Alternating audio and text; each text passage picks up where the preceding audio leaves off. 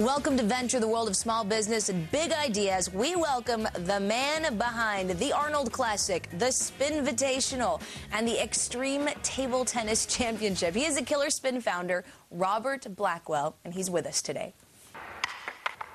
Forrest Gump's ping pong diplomacy showed the U.S. that ping pong was so much more than just basement shenanigans. Since 1988, it's been an Olympic sport with a thriving circuit of 40 million competitive players worldwide. And in the U.S., Killerspin is king of the table. Chicago entrepreneur Robert Blackwell Jr.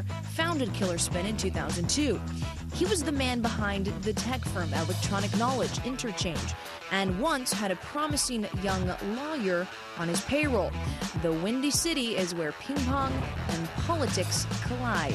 It's fair play. Obama even wrote this letter on Blackwell's behalf when he was a state senator supporting the Killerspin U.S. Open in Chicago. It begins, "Dear Table Tennis Friends," and is signed Barack Obama. Blackwell gave the game a makeover. As I looked at table tennis, it reminded me of basketball in the 70s. Now, Killerspin is the leading table tennis retailer and event producer in the world. Its competitions have been broadcast on Fox Sports Net and ESPN. The league has catapulted the stardom of Serbian table tennis sensation Biba Golic. They call her the Anna Kournikova of table tennis. She has made cameos in films, on Nintendo Wii. With Biba's help, the company's 2007 revenue tripled to $9 million in 2008. Killerspin continues to build its international base. The sport remains a national pastime in China. That's a market with huge possibilities, just like that box of chocolates. You want a chocolate? Gotta love Forrest Gump. I think that's the first place I saw competitive ping pong or table tennis. Let's start out real quickly here, kind of setting the table, setting it straight, kind of an identity crisis. Is it ping pong or is it table tennis? Well, the official name of the sport is table tennis. Okay. But around the world, it's called ping pong. Most people know it as ping pong. Okay, so from here on forth in the interview, we will refer to it as ping pong. Robert Blackwell, thank you so much for joining us. Really appreciate it today. Let's start by where this all began, because you actually did not start out in the ping pong business. You call yourself a serial entrepreneur. You've had several different businesses. The largest one, probably in 1998, founding Electronic Knowledge Interchange. So talk to me about how this all began. Well, I actually started, my first little businesses were when I was 8 years old. I used to sell bubble gum in school, and I always liked to figure out how to get paid for helping other people solve problems. So when I was 8 years old, I noticed people would cut out of school to go buy candy. So I thought, maybe if I go buy candy, I can sell it to them at school. Maybe if you cut out of school and then just sell it to them. So I went after school and bought the gum and brought it to school and sold it. And then we moved to Chicago from Kansas in '73. And I bought this little business, and people were buying so much candy, gum from me, they stopped buying ice cream from the school. So I cut a deal with the principal to sell his ice cream and my gum. At that time, I was 12. So I started when I was 8. And I always really liked the feeling of being in control of my own destiny. So I always looked for opportunities where I could really have my own businesses. And so I worked at IBM for a few years, and then I left and started a technology consulting company and did okay. And then I was a trader for a long time. I used to write options trading models, and I was a technical analyst. So I fed myself doing that for a while, and then I started another technology company and a real estate business, and so I've been a little bit impatient. But I always like to look for opportunities where other people weren't. So speaking of that, how did you decide this is the industry I want to get into? I want to get into table tennis, ping pong industry. Well, actually, a couple things happened. In '96, I had knee surgery. I was 35 at the time, and I couldn't play basketball anymore. I really enjoyed playing table tennis with my father. Him and I really connected that way. He worked for IBM and he traveled a lot, but it's something that he and I could do together. In '98, we founded Electronic Knowledge Interchange, and we started doing pretty well. And then in 2000, I thought the market was going to go bad, and I decided we should diversify into the public sector. Well, Chicago in 2000 had something called the Ping Pong Festival. and we sponsored it. We took $100,000 and sponsored the event. And whenever there were tables out, there were just lines of people to play. I mean, there were just people for days who wanted to play. And that's where the idea began. Yeah, so then I started to look at it, and I just started to feel there was something here. So I started to do some research. What was the scope of the industry at that point? I mean, what were we looking at here in the U.S. specifically? Table tennis had gone down in popularity because I think the manufacturers nobody was investing in the category or their brands. So because they hadn't invested in their brands, they didn't really have strength in the retail market, and then the category had been pretty commoditized. So in 2002, turned out it was the 30-year anniversary of ping pong diplomacy.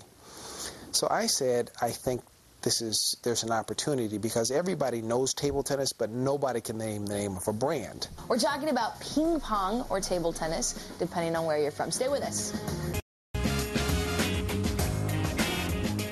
Welcome back to Venture. I'm Chris Valerio. Today we're talking with Robert Blackwell. He's the founder of Killerspin. It's the one-stop shop for ping pong or table tennis here in the U.S.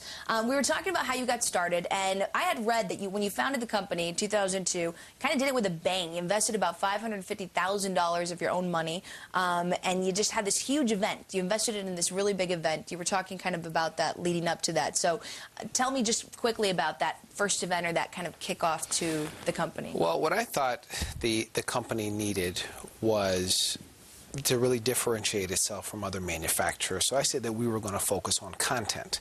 That was going to be something so that we could partner with other media companies. I thought that was the key to the popularity of the sport and to our brand catching hold. So the original business plan was not so much manufacturing this equipment, but manufacturing it and partnering with all these different people to create kind of a movement around it. Is that what you're saying? Well, what I said, there's really 4 components to the business. Okay. There's events, media, equipment, and apparel. So was that in the original plan? Yes, it was in the original plan. So I said the first thing that we have to do is to do something to lift the category and to put ourselves on the map. So it turned out it was the 30-year anniversary of ping pong diplomacy. So there were really 2 events in one. One is we had this 30-year anniversary of ping pong diplomacy celebration, and we had something called the Killerspin Extreme Table Tennis Championships. We had the ambassador, the Chinese ambassador to the U.S. came, their Olympic team came, the head of their national table tennis team came, and other players around the world came. So it was kind of a WWE table tennis event, and we start off by playing the national anthem on the guitar. And so you used your money to sponsor this event? Yes. Okay, and including the company, I mean, was your old company, or not the old company, but Electronic Knowledge Interchange, was it sponsoring that as well? It was a sponsor, and it was a way for EKI to make connections. So after this event, you realized, we can do this, we can make this into a company and really expand it. Correct. Okay, so let's talk a little bit about the company, because one of the big things that you do, and you mentioned, is really partnering. You built relationships with Fox, with ESPN. How did those relationships get started, and how long did it take to develop that? Well, we'd seen table tennis on television before, and we didn't think it was very good.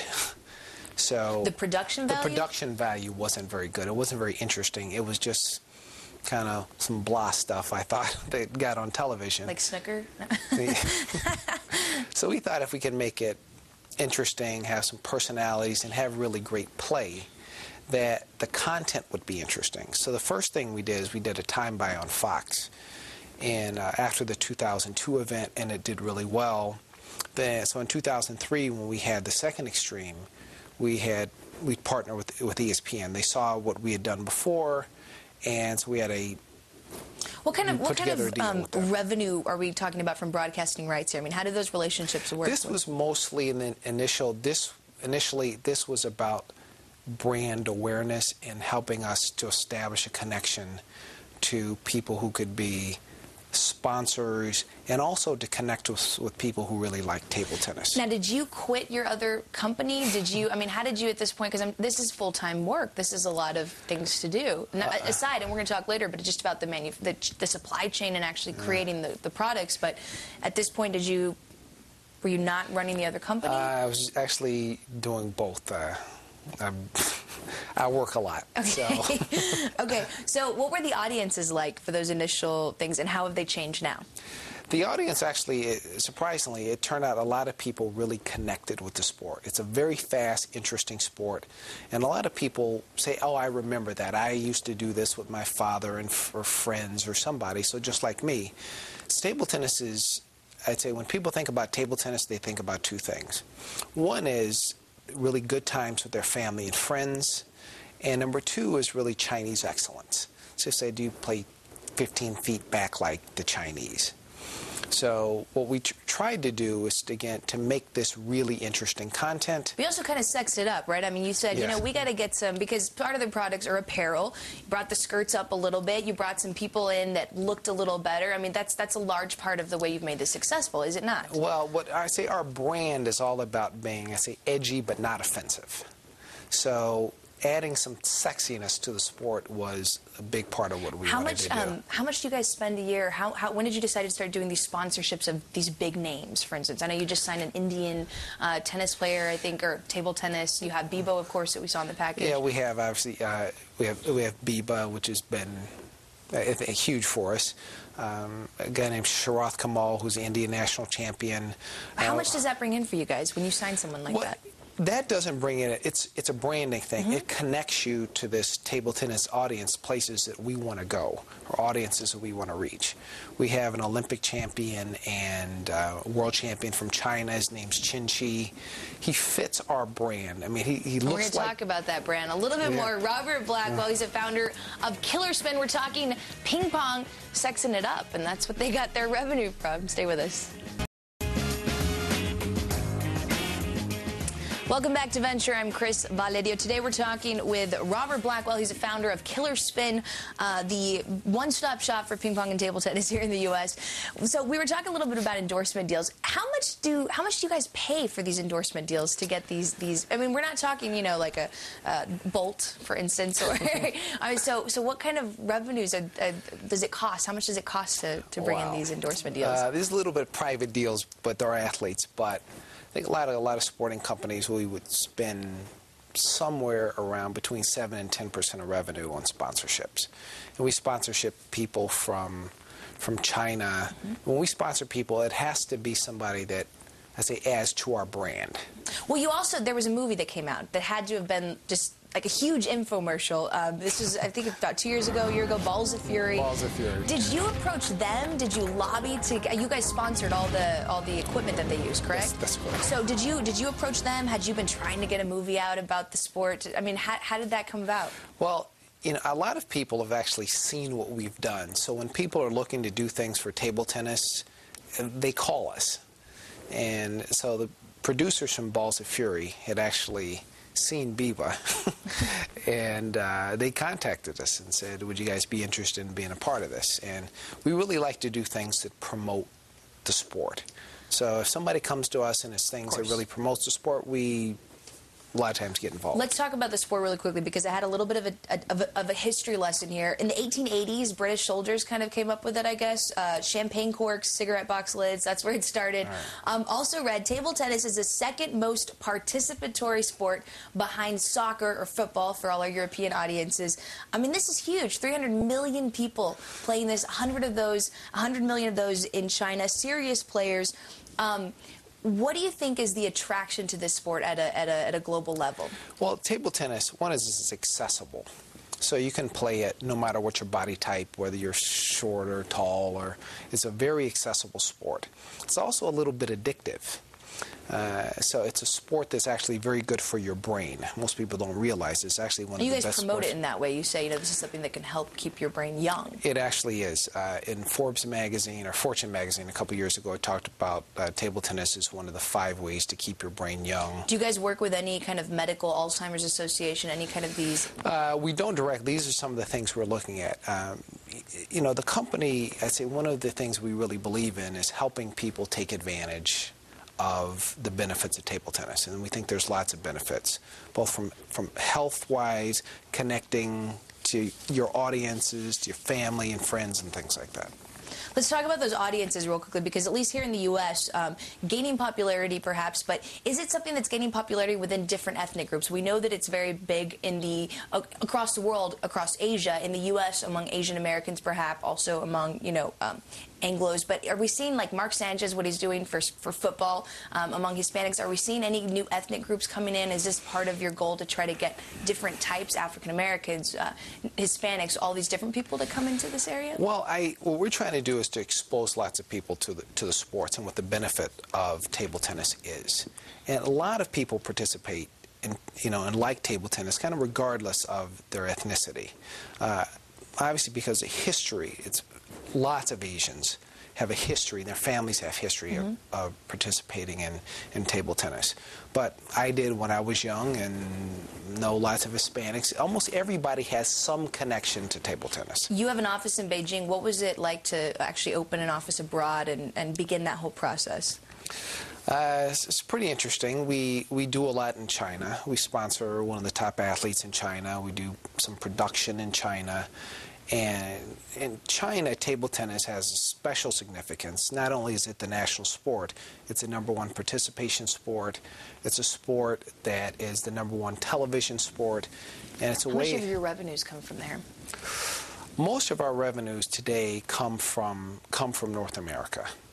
Okay, we're going to talk a little bit more about those revenues in just a second. You're watching Venture with Robert Blackwell, the founder of Killerspin. Stay with us.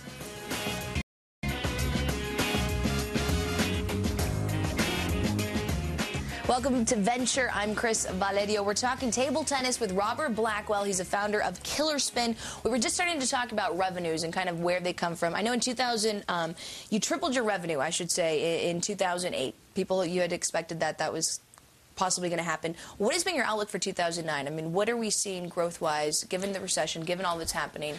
Well, actually, I don't say the recession has been good for table tennis, but table tennis continues to grow. It's grown about 25% over the last few years. And what about year over year? Year over year, it's continued to grow. This year, we'll think it'll grow about 25%. A big part of the year is going to be September. It's September through December, so we'll see. But so far, it looks good. We've talked about so many different areas that you're in. I mean, to give our audience an idea, DVDs, magazines, sales of equipment, apparel, shoes, all these huge events. So give us a little idea of the breakdown in revenue. I mean, where are you getting the majority of your revenue from? What area specifically? The majority of the revenue comes from, today, equipment. And what percentage of it would you say comes from that? It's about 70%. We have two major categories. One is in tables, and actually the U.S. is the world's largest market for table tennis tables. Really? Yes. So what percentage of your revenue would you say is just from a retail perspective, not actual people, buying on a competitive basis, but just for their homes? It is probably about 65%. Those people who look at table tennis as a recreational activity, and about 35% for people who really like the sport. I want to ask you about one thing, because this comes up time and time again when we talk about your company, and that is there's obviously a lot of controversy, should we say, back when you provided some retainers to Barack Obama, giving you legal advice, and then you received $320,000 in state grants to create this, host these events. What did you learn from that experience? Because it got a lot of press. Well, that the press makes up a lot of things. Okay, so set the record then. There was no real connection. What happened is that Barack was the general counsel for EKI in 2001 and early 2002. And to remind our audience, that's your original company that you began. That's right, with EKI. In the end of 2002, when we had the first event, when there was a Republican governor, when Barack was a junior state senator in the minority, somebody from the Republican governor's office said, you should apply for a tourism grant. And what we did was, so it was originally a Republican governor that gave us the original grant. And what we did is we've had 7,500 hours of television around the world that features television. You brought a lot of revenue into Chicago. Exactly. So what did you learn from the experience, I guess? And secondly, how important are these political relationships in creating these huge events? They're not important at all.